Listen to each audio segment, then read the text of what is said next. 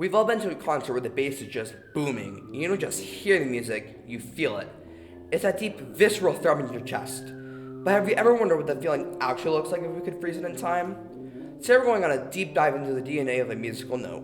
We aren't just going to listen to a tuba, we're going to use a tool called Sonic Visualizer to deconstruct it. Sound is essentially a pressure wave, a game of telephone played by air molecules bumping into one another. When I buzz my lips into this mouthpiece, I'm initiating a chain reaction, creating a standing wave of air inside several meters of brass tubing. But the wave is far more complex than a single wiggle on a screen. To understand the visuals, we have to understand the mechanics. The tuba is what we call a lip-reed instrument.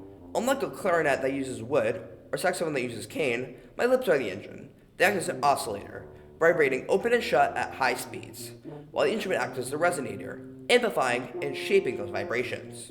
There are three key components to the sound we're about to see. 1. The fundamental. This is the root of the sound. It's the lowest frequency produced and what your brain identifies as the pitch in the tuba.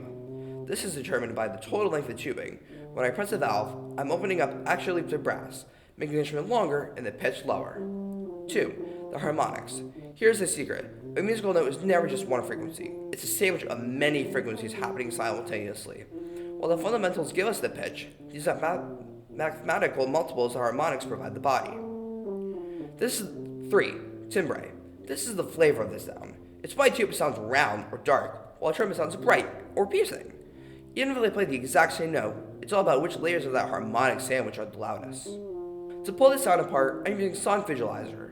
It's a powerful, free tool used by audio engineers to see what's hidden in a recording.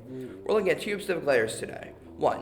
The waveform layer. This is the classic view. It shows us amplitude, how much the air is being pushed.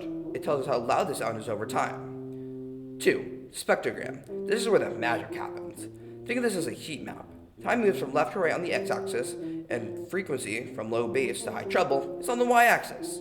The brighter the color, the more energy is present at this specific frequency. Now, I'm going to hit record.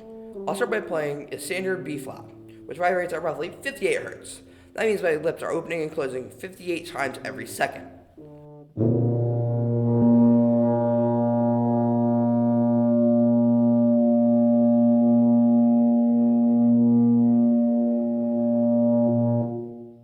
Look at the screen. Let's break down what just happened.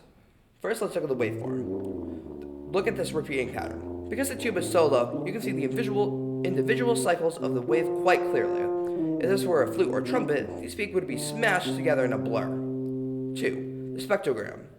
This is the DNA. See these parallel horizontal lines? The very bottom line, the thickest, brightest one, is our fundamental 58 Hz. But look at the ladder of the lines coming above it. Those are the overtones. There's energy at 116 Hz, 174 Hz, and so on. Even though I'm playing one note, the tube is actually singing a whole choir of notes at once. This is why loud brass sections sound so crunchy and powerful.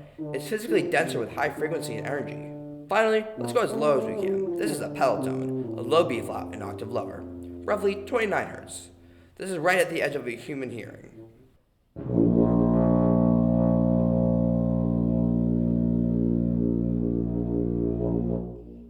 At this frequency, the waveform looks almost like individual pulses or puffs of air on the spectrogram. The fundamental is so low, it's hugging the bottom of the graph. The floor of the sound is why the tuba is the foundation of the entire orchestra. So, what have we learned? A single note is a community. It's a complex chord of mathematical frequencies. Timbre is the energy. When we talk about tone quality, we're really talking about how a player distributes energy across these harmonics. 3. Science can meet art. Tools like Sonic Visualizer let us see the hidden architecture behind the music we love. Next time you feel a low note vibrate your seat, remember, you're not just hearing a sound, you're experiencing a massive complex architecture of waves. Thanks for watching.